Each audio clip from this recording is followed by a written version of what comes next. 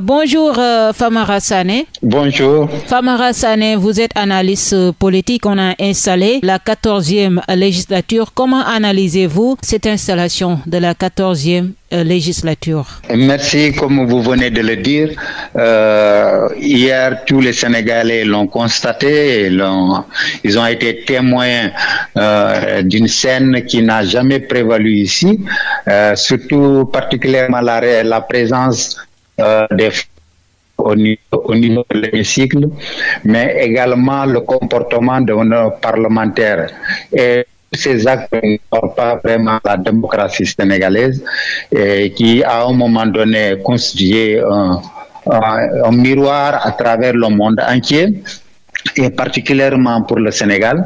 Mais c'est dommage que les acteurs politiques ont mis au devant de la scène les intérêts particuliers, surtout les intérêts de leur parti, leur survie politique, au détriment vraiment du peuple sénégalais et de la manifestation de la démocratie.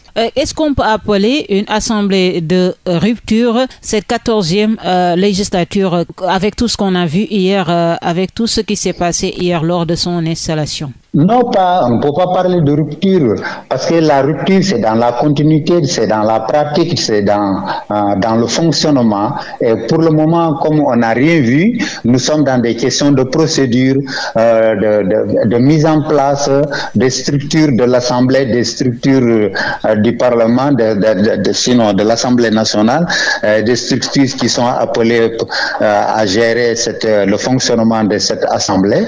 Au début, mais dans la pratique, dans la gestion, c'est à partir de là qu'on peut parler de rupture, si les gens changent de comportement également. Parce que, au regard de tout ce qui vient de se passer, particulièrement pour le parti au pouvoir qui a posé les jalons d'une continuité de manipulation du Parlement, je pense que ça n'honore pas. Parce que je dis que quelque part, la responsabilité incombe au parti, à la coalition au pouvoir, à la coalition majoritaire. Si vous êtes majorité, vous devrez mettre toutes les conditions en place pour qu'il y ait un bon renouvellement, sinon une bonne mise en place des structures, sinon des organes de l'Assemblée nationale. On est majoritaire. Pourquoi il y a trop de jeux pour que les autres, l'opposition, contestent? Aujourd'hui, on a suscité, quelque part, on a voulu satisfaire les intérêts particuliers au sein même de la coalition Benno, et l'opposition, ne comprenant pas le jeu de la coalition au pouvoir, s'est empressée de contester sans pour autant prendre toutes les précautions pour ne pas vraiment permettre à la majorité au pouvoir d'atteindre ses objectifs. Malheureusement, c'est ce qui s'est passé. On s'est joué de l'opposition et facilement, même les frustrés, ceux qui n'étaient pas contents au niveau du camp majoritaire, ils étaient obligés de se replier et de défendre leur parti d'abord. Et voilà, c'est ce qui explique les 83 députés qui ont voté. Et on a vu hier, Famara Sané, le comportement de Guy Marius Sagna, qui fait actuellement, sa photo fait le tour des réseaux sociaux, le comportement, le geste de Barthélémy Diaz. C'est ce qu'on pourrait espérer avec ces nouveaux députés. Oui, c'est vraiment déplorable. C'est une question de maturité politique. Certainement, ça m'étonne un peu pour Barthélémy Diaz, qui a un peu duré dans le champ politique, mais pour Guy Marius Sagna, il n'a pas été mentalement préparé pour entrer dans cet hémicycle. Donc, habituellement, ce qu'on faisait, les contestations, les revendications sociales, économiques, à travers un mouvement social, civil, ce n'est pas la réalité qui se passe au niveau de l'Assemblée. Au niveau de l'Assemblée, vous devenez un responsable, une autorité qui doit défendre l'intérêt d'abord national avant de penser à des intérêts particuliers. Et pour une autorité aussi, il y a des manières de contester. On ne peut pas s'emparer d'un micro comme ça ou monter sur une table alors que vous êtes appelé à gérer un un pays où vous êtes appelé à représenter toute une collectivité locale. Et je pense que ces députés de l'opposition, quelque part aussi, quelques-uns ont vraiment montré leurs limites dans la compréhension de l'intérêt national et de l'intérêt public. Certains parlent d'une assemblée de honte. En tout cas, beaucoup de Sénégalais ont eu la déception de voir cette 14e législature avec le nombre conséquent de députés accordés à l'opposition sénégalaise. Non, je ne pense pas que c'est une assemblée de honte. Ça, c'est les gens sont allés vite au besoin. C'est pas une assemblée de honte, mais c'est peut-être que quelque part il y a des députés qui ont manifesté, qui ont adopté des comportements qui n'honorent pas la démocratie. Mais je pense que dans la continuité et au moins dans le temps, ils peuvent vraiment se ressaisir et faire et mener à bien leur travail. Ce n'est que le début. Ils étaient un peu euphoriques dans le cadre de la contestation et face aux prétentions du parti au pouvoir. Ils ont adopté certains comportements, mais c'est pas une assemblée de rupture. Ils vont revenir à de meilleurs sentiments et le travail se fera normalement. Et la surprise de la journée de l'installation, la journée d'hier, c'est l'élection de Dr Amadou Mame Diop de la coalition Benno Bokk Yakaar, élu président de l'Assemblée nationale, en tout cas de cette 14e législature. Que vous inspire ce nouveau président de l'Assemblée? Oui, c'est une surprise. C'est une surprise pour tout le monde parce que les regards étaient orientés vers d'autres personnalités au sein de Benno.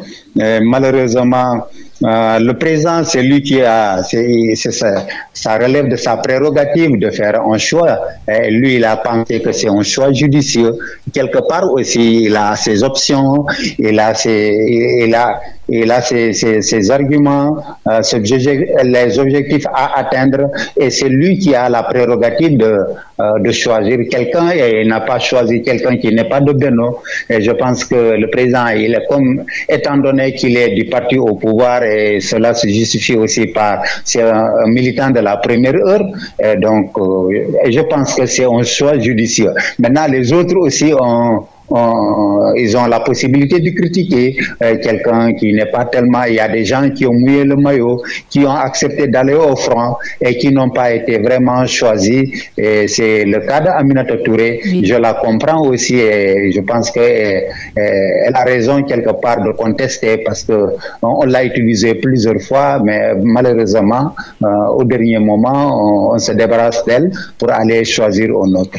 Et on a vu qu'Aminata Touré même que vous parlez n'a pas voté pour Dr Amadou Mame Diop. Qu'est-ce que vous pensez de la décision d'Aminata Touré de ne pas voter pour le candidat de Macky en fait? Oui, moi je pense que c'est l'acte d'Aminata Touré marque la maturité de la démocratie. Si tout le monde se comportait ainsi, quand vous n'êtes pas d'accord, il faut le dire, il ne faut pas être complaisant et participer à un vote alors que vous n'approuvez pas. Et quelque part, je sais que beaucoup d'entre eux n'ont pas approuvé la décision du président de la République, mais ils ont été complaisants, ils ont accompagné le président. Certes, peut-être que pour maintenir la cohésion au sein du parti, mais moi je salue l'initiative de notre responsable, de Aminata Touré, d'avoir vraiment dit clairement et d'avoir manifesté sa désapprobation du choix du président de la République. C'est dans les grandes démocraties, c'est comme ça que ça se passe. Mais maintenant, ici, on le fait, on essaie de scandaliser. Mais je pense qu'elle est dans sa logique de dire si elle n'est pas vraiment d'accord du choix. Parlons aussi des présidents des groupes parlementaires. On a vu Maître Youm El Hadji Oumar a été désigné le président du groupe parlementaire de la coalition Benno Bokk Yakaar. Mamadou Lamine Thiam est le président du groupe parlementaire de Wallu et Birame Souleye Diop le président du groupe parlementaire Yewwi Askan Wi. Vous avez une analyse à faire par rapport à ces présidents de groupe parlementaire au niveau de l'Assemblée nationale? Bon, pour le président du groupe parlementaire de Yewwi, je ne le connais pas tellement, je ne connais pas son parcours, mais je pense que pour le président du groupe parlementaire du groupe de Benno, le choix est un choix judicieux. C'est un homme politique, un homme de droit, il connaît un peu le fonctionnement des organes de l'État et je pense que c'est quelqu'un qui est en mesure de pouvoir vraiment mener à bien ce groupe parlementaire. Mais également pour l'ami Thiam, c'est le plus expérimenté aujourd'hui. Si c'est nommé, s'il faut nommer un président de l'Assemblée nationale, je pense que l'ami Thiam a la carrure d'être le meilleur parmi les candidats parce que depuis les années, je peux dire début des années 2000, il a été membre de cette assemblée de manière continuelle et il a été questeur durant 2 mandats, membre du groupe élargi de l'Assemblée nationale, c'est-à-dire le bureau de l'Assemblée plus les vice-présidents. C'est quelqu'un qui connaît bien le travail, le fonctionnement de l'Assemblée. C'est lui vraiment aujourd'hui qui devrait être le président s'il y avait une discussion, une collaboration de tous les groupes qui étaient là, qui sont là. Mais malheureusement, comme c'est le choix aussi, chacun tire de son côté. Je comprends donc. Mais pour le président du groupe de Yewwi, je ne le connais pas, je ne sais pas. Oui, Birame Souleye, mais je pense que le choix à travers tous les acteurs de Yewwi, certainement ils ont choisi quelqu'un qui peut vraiment représenter la coalition, contrairement à certains qui ont eu à manifester leur candidature et qui ont montré durant cette installation des comportements qui déshonorent la démocratie. Est-ce que voilà, l'élection de Dr Amadou Mame Diop est légitime parce qu'on a vu qu'il n'y a que les députés de la coalition Benno Bokk Yakaar qui ont voté pour cette élection. Est-ce qu'on peut parler de légitimité en fait? Oui, là, je pense que c'est légitime parce que vous savez, le vote c'est l'acte le plus élémentaire de la démocratie. Si vous ne votez pas ou bien si vous participez au vote et que vous avez perdu, il faut s'aligner derrière les vainqueurs. Donc, celui qui boycotte également sa positionnement, sa position ne doit pas être prise en compte. Ils ont jugé nécessaire de ne pas participer. Et dans le jeu démocratique, quand il y a vote, parce qu'on part au vote parce qu'on n'arrive pas à faire un consensus. Donc, si on vote, tout le monde doit s'aligner derrière le vainqueur.